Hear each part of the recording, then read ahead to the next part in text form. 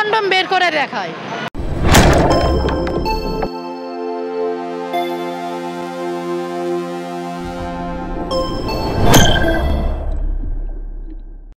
আসসালামু আলাইকুম। আমি একজন গার্মেন্টস শ্রমিক। আমি দুশাখা গ্রুপে একজন অপারেটর। আমি ওইখানে চাকরি বেশি দিন হয় নাই, নতুন ছিলাম। এরপরেও আমি ওইখানে কয়েকদিন চাকরি করছি। আমার কাজের ভুলের কারণে পিএম আমাকে চেম্বারে ডাইকা আমাকে চর মারতে চায়, আমাকে জুতা দেখায়, বিভিন্নভাবে যৌন হয়রানি করে। লাইন চিপ আছে, সুপারভাইজার আছে, এরা শরীরে হাত দেয়, কথায় কথায় বডি ফিকায়, শরীরে ফিকায় দেয়। আবার অনেক সময় অনেক রকমভাবে অফার দেয়। এটা কি ঠিক হয় তাদের? আমরা যৌন হয়রানির সম্মুখীন হই। আমাদেরকে সব কিছুতেই করা হয়। আমরা পরিবারের কোনো রকম সমস্যা হলে আমরা অ্যাবসেন্ট করলে ওখানে গিয়ে 5 ঘন্টা দাঁড় করায় রাখে। চেম্বারে নিয়ে গিয়ে অঙ্গীকার নামা চায়, বলে তোমরা এখানে লেখো যে নেক্সট টাইম অ্যাবসেন্ট করলে ওনারা যেটা বলবে সেটাই আমাদেরকে মানতে হবে।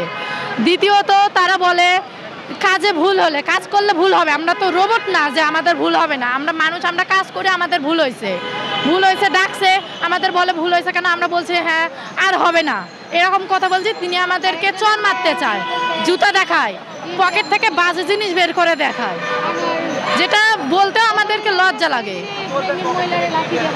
পকেট থেকে কন্ডম বের করে দেখায়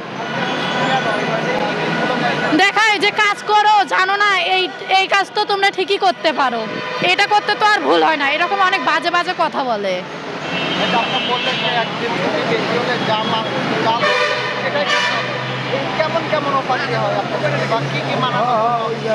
তাদের ওইখানে আমাদেরকে শুধু বলে যে অ্যাবসেন্ট করে আসছো, একটা সাদা পেপার হাতে ধরাই দিয়ে বলে যে বলো যে তোমরা যদি পরবর্তী অ্যাবসেন্ট করো তো কোম্পানির ম্যানেজমেন্টের লোকেরা যেটা বলবে আমাদেরকে সেটাই শুনতে হবে, আমাদের এর ব্যাপারে কোনো প্রকার কথা বলা যাবে না।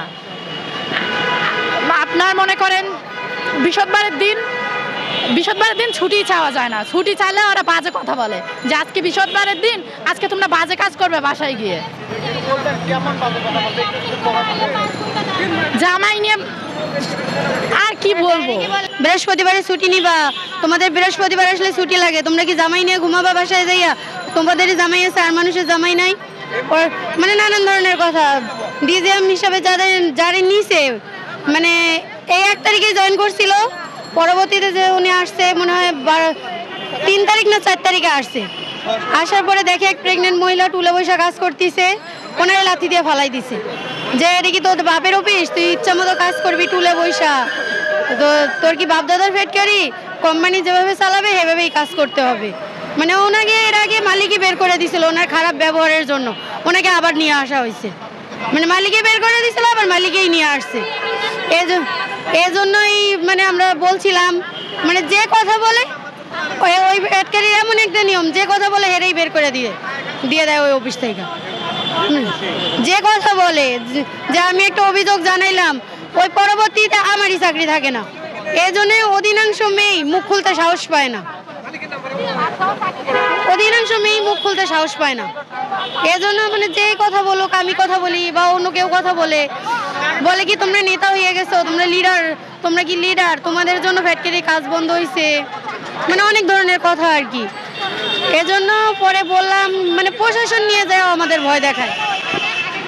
জিএম স্যার তাদেরকে যখন অভিযোগ জানায়, তিনি বলে যে আমরা এটার ব্যাপারে আমরা পদক্ষেপ নিব, কিন্তু তিনি কোনোভাবে পদক্ষেপ নেন না, বরং আরও অত্যাচার আরও আমাদের উপর বেশি হয়। যখন আমরা অভিযোগ জানাই, যে গিয়ে জানাই, তাদেরকে তখন লিডার বলে ডাকে, বলে এর উপর আরও সবাই অ্যাকশন নেয়, তাকে পরে মানে বিচারটা দেওয়ার 2 থেকে 3 দিন পর তার উপর আরও নির্যাতন শুরু হয়।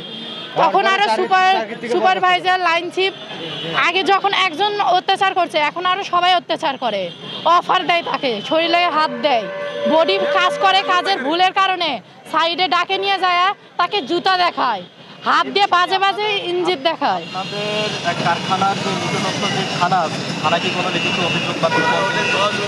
না না, আমরা থানায় কোনো প্রকার অভিযোগ জানাইনি। আমরা কোম্পানির ম্যানেজমেন্টের কে জানাইছি, চেয়ারম্যান স্যারের কেউ আমরা ফোন দিয়ে জানাইছি, তার প্রত্যেকটা ফ্যাক্টরিতে গেটে গেটে তার নাম্বার ছিল, আমরা ফোন দিয়ে জানাইছি।